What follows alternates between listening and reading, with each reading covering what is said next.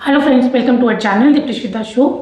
आज हम बात करेंगे ड्यूरिंग प्रेगनेंसी अगर आपको चेस्ट पेन का प्रॉब्लम हो रहा है, यानी गर्भावस्था के दौरान हमको छाती में दर्द है, चेस्ट में पेन है, क्यों ऐसा होता है, क्या क्या कारण होते हैं इसके और आप इसके लिए क्या क्या कर सकते हो और कौन सी ऐसी सिचुएशंस होती है जब आपको डॉक्टर को कंसल्ट करना चाहिए, इन सब के बारे में वीडियो में बात करेंगे। वीडियो को शुरू करने से पहले आपसे रिक्वेस्ट करूंगी, चैनल पे नए हैं तो प्लीज़ चैनल को सब्सक्राइब कर लीजिएगा, साथ में बेल आइकन दिया हुआ है उसको प्रेस कर लीजिए ताकि आने वाले टाइम में जितने भी वीडियोस पोस्ट होते हैं चैनल पे उनका नोटिफिकेशन आपको टाइम से मिल जाए। तो बात करते हैं चेस्ट पेन के बारे में कि चेस्ट पेन में क्या होता है। आपको आप देखोगे कि छाती में थोड़ा सा दर्द हो रहा है, आपको थोड़ा सा सांस लेने में भी तकलीफ हो सकता है, जब आप खांसी कर रहे हैं तो उस टाइम पे पेन बहुत ज़्यादा है, थोड़ा हेडेक भी, सिर में दर्द भी आपको हो सकता है, थोड़ा सा ब्लड विजन भी आपको हो सकता है। तो ये सब चीज़ें होती हैं। ये सब चीज़ें मैं कहूँगी प्रेगनेंसी के दौरान बहुत ज़्यादा कॉमन होती हैं, काफ़ी लेडीज़ के साथ में ऐसा होता है। अगर आपके साथ में ऐसा हो रहा है, पहले कुछ होम रेमेडीज या जो भी चीज़ें मैं बता रही हूँ वो करके देख लीजिए। अगर कुछ आगे भी मैंने कहा था कंडीशंस की हम बात करेंगे, कौन सी कंडीशंस में आपको डॉक्टर को ज़रूर कंसल्ट करना चाहिए। तो ये कुछ चीज़ें जो चेस्ट पेन के दौरान आपके साथ में होती हैं। सबसे पहले कारणों की बात करेंगे, क्या क्या कॉजेज होते हैं, क्या क्या रीजंस होते हैं इसके कि आपको चेस्ट में पेन होता है। प्रेगनेंसी की वजह से हो रहा है वो ठीक है, लेकिन प्रेगनेंसी में कई बार क्या होता है कि आपको इंडाइजेशन का प्रॉब्लम बहुत ज़्यादा होता है। कुछ बॉडीज़ के साथ में क्या हो रहा होता है कि खाना ठीक से डाइजेस्ट नहीं हो रहा होता। प्रेगनेंसी में वैसे भी डाइजेशन बहुत ज़्यादा स्लो हो जाता है और कुछ केसेस में डाइजेशन नहीं हो पाता है, इंडाइजेशन की प्रॉब्लम रहती है, उस केस में भी आपको चेस्ट पेन हो जाता है। प्रेगनेंसी के दौरान एसिडिटी का होना भी बहुत ज़्यादा नॉर्मल है। आपको हार्टबर्न का, एसिडिटी का मतलब गैस वगैरह बनने का प्रॉब्लम काफ़ी रहता है, उस टाइम पे भी आपको चेस्ट पेन हो सकता है। ड्यूरिंग प्रेगनेंसी आपके ब्रेस्ट में बहुत ज़्यादा चेंजेस हो रहे होते हैं, ब्रेस्ट का साइज बढ़ रहा होता है, साइज की शेप, ब्रेस्ट की शेप्स भी कुछ चेंज हो रही होती है, उस वजह से भी आपको चेस्ट में पेन हो सकता है। उसके अलावा होता है कुछ मेंटल स्ट्रेस भी होता है प्रेगनेंसी के दौरान, उसकी वजह से भी आपको चेस्ट पेन हो सकता है। आपकी बॉडी इस टाइम पे काफ़ी ज़्यादा वेट गेन कर रही होती है, वो वेट गेन करने की वजह से क्योंकि मसल्स पे बहुत ज़्यादा स्ट्रेस पड़ता है, उसकी वजह से भी आपको चेस्ट पेन जो है वो हो सकता है। अच्छा, प्रेगनेंसी से पहले भी आपको अगर एस्थमा वगैरह का प्रॉब्लम है या कई बार ब्रीथिंग प्रॉब्लम होता है थोड़ा सा कि आप बहुत लंबा सांस नहीं ले सकते, कुछ लोगों के साथ में ऐसा प्रॉब्लम होता है, तो प्रेगनेंसी के दौरान ये आपको थोड़ा सा डिस्टर्ब कर सकता है, इसकी वजह से भी आपको चेस्ट पेन हो सकती है। और उसके अलावा कुछ मेडिकल कंडीशंस होते हैं जिसकी वजह से आपको चेस्ट पेन होती है। तो ये कुछ कारण होते हैं जिसकी वजह से आपको चेस्ट में पेन हो सकता है। अब आपको थोड़ा सा समझ में आ रहा होगा कि आपकी बॉडी के साथ में इस समय क्या हो रहा है जिसकी वजह से आपको चेस्ट पेन हो रहा है।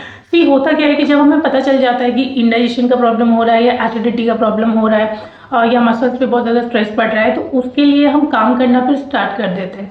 तो आपकी बॉडी के हिसाब से आपको पता चल गया होगा। अब आगे बात करते हैं कि इस सिचुएशन में क्या क्या आपको करना चाहिए।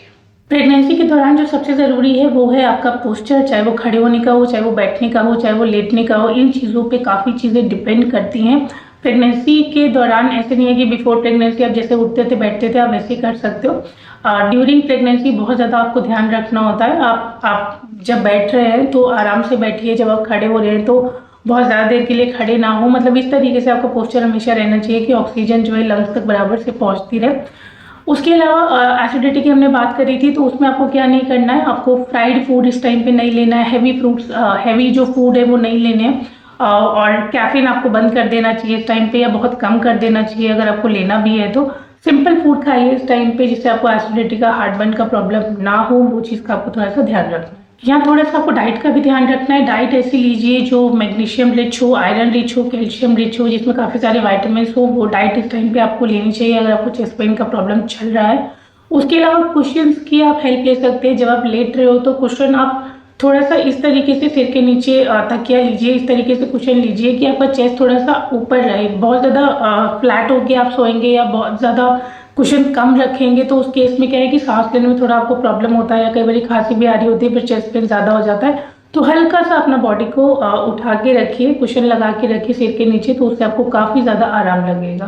प्रेगनेंसी में हम लोग वैसे भी कहते हैं कि आपको स्मॉल मील्स लेने चाहिए, छोटे छोटे इंटरवल्स पे लेने चाहिए। बहुत ज़्यादा खाना एक बार में नहीं खाना है, थोड़ा थोड़ा खाना खाना है, बट थोड़े थोड़े इंटरवल्स पे खाते रहना है। तो उस पर क्या है, आपकी बॉडी जो है इंडाइजेशन से बची रहेगी, हार्टबर्न से बची रहेगी। तो स्मॉल मील्स आपको लेने चाहिए, वो चीज़ का ध्यान रखना है। थोड़ा सा मेडिटेशन और योगा कर सकते हैं और थोड़ी सी ब्रीथिंग एक्सरसाइज कर सकते हैं अपने डॉक्टर से पूछने के बाद में। तो ये सारी चीज़ें काफ़ी ज़्यादा आपको हेल्प करेंगी। उसके अलावा कुछ होम रेमेडीज़ की भी यहाँ पे मैं बात करूँगी कि क्या क्या होम रेमेडीज़ है जो आप कर सकते हैं जिससे इस टाइम पे आपको काफ़ी ज़्यादा आराम मिलता है। होम रेमेडीज़ में आप कर सकते हैं, आप थोड़ा सा हनी ले सकते हैं, मतलब 1 चम्मच करीब हनी ले लिया और थोड़ा सा गुनगुना दूध ले लिया, उसको आप लीजिए, उसमें काफ़ी ज़्यादा आपको आराम मिलेगा। जिंजर टी आप ले सकते हैं, जिंजर टी बहुत ज़्यादा नहीं लेनी है क्योंकि थोड़ा गर्म भी होता है, तो जिंजर टी कम क्वांटिटी में आप थोड़ा ले सकते हैं, उससे आपको काफ़ी ज़्यादा आराम मिलेगा। आलमंड्स आप खाइए इस टाइम पे, बादाम खाइए, उससे आपको डाइजेशन में काफ़ी ज़्यादा हेल्प मिलता है। इन सब चीज़ों के अलावा आप कोकोनट वाटर अपनी डाइट में ऐड कीजिए। कोकोनट वाटर बहुत अच्छा है इस टाइम पे आपके लिए, तो कोकोनट वाटर पीजिए आप। उसके अलावा कुछ चीज़ें जो आपको अवॉइड करनी चाहिए, मैंने पहले भी आपको बताया, फ्राइड फूड, प्रोसेस्ड फूड और जितना भी जंक फूड है वो सब अवॉइड कीजिए ऐसे टाइम पे। कैफीन अवॉइड कीजिए ऐसे टाइम पे। उसके अलावा थोड़ा सा अगर चेस्ट पेन आपको ज़्यादा हो रहा है तो इस टाइम पे टोमेटो, डेयरी प्रोडक्ट्स, मिंट हो गया, ये कुछ चीज़ें हैं, सिट्रस फ्रूट्स हो गए, इससे क्या है कि एसिडिटी ज़्यादा होती है आपको। जिस टाइम पे चेस्ट पेन चल रहा है कम से कम उस टाइम पे इन चीज़ों को आप अवॉइड करके चलिएगा, आपको काफ़ी ज़्यादा आराम मिलेगा। अगर आपके लेटने टाइम पे अगर बॉडी में बहुत ज़्यादा प्रेशर पड़ रहा है तो उसके लिए काफ़ी कुशन्स वगैरह आते हैं, आप थोड़ा सा सपोर्ट ले सकते हैं। जैसे पेट बहुत ज़्यादा आपको लग रहा है कि खिंच रहा है तो थोड़ा सा उसको सपोर्ट दे दीजिए। मतलब प्रेगनेंसी के टाइम पे स्पेशल पिलोज आते हैं, आप उसकी हेल्प लीजिए जब आप रेस्ट कर रहे हैं। उसमें क्या है कि मसल्स पे बहुत ज़्यादा स्ट्रेस नहीं पड़ेगा, तो चेस्ट पेन का प्रॉब्लम आपके साथ में कम आएगा। अब ये सब हमने बात कर ली कि इस टाइम पे आपको क्या क्या करना चाहिए, बट कुछ केसेस ऐसे होते हैं जो डॉक्टर को आपको ज़रूर कंसल्ट करना चाहिए, इमीडिएटली कंसल्ट करना चाहिए। उसमें क्या क्या होता है, कई बार क्या होता है आपको सेवेयर पेन हो रहा है, बहुत ज़्यादा पेन हो रहा है और रात में ये पेन आपको ज़्यादा होता है, तब आपको डॉक्टर को कंसल्ट करना चाहिए। उसके अलावा आपको लग रहा है कि चेस्ट पेन के साथ साथ आपको सांस लेने में थोड़ी सी तकलीफ हो रही है, आपको नमनेस हो रही है आर्म्स वगैरह में, आपको घबराहट हो रही है, आपकी बॉडी वाइब्रेट कर रही है, तो उस केसेस में ज़रूर आपको डॉक्टर को कंसल्ट करना चाहिए। कई बार क्या है कि सांस लेते टाइम या खांसी करते टाइम या छींकते टाइम आपको बहुत ज़्यादा लग रहा है कि चेस्ट में उस टाइम पे ज़्यादा पेन हो रहा है, आप प्लीज़ डॉक्टर को कंसल्ट कीजिए। आपका विजन अगर थोड़ा ब्लर हो रहा है चेस्ट पेन के टाइम पे, आपके आइज में स्वेलिंग हो रही है, चाहे एक में हो रही है चाहे 2 में हो रही है, मतलब चेस्ट पेन के साथ साथ बॉडी में कोई अलग सिम्टम आ रहा है, चेस्ट के मिडल में बहुत ज़्यादा पेन हो रहा है, लेफ्ट साइड में बहुत ज़्यादा पेन हो रहा है, अगर थोड़ा सा भी आपको डाउट लग रहा है चेस्ट पेन में कि अभी ये चेस्ट पेन के साथ साथ कुछ और सिम्टम्स भी आ रहे हैं, प्लीज़ अपने डॉक्टर को कंसल्ट कीजिए।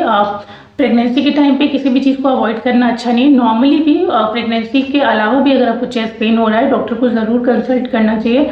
और ये कुछ केसेस आपके साथ में हैं, जो चीज़ें मैंने आपको बताई वो हो रहा है, तो प्रेगनेंसी के टाइम पे प्लीज़ इमीडिएटली डॉक्टर को कंसल्ट करना है।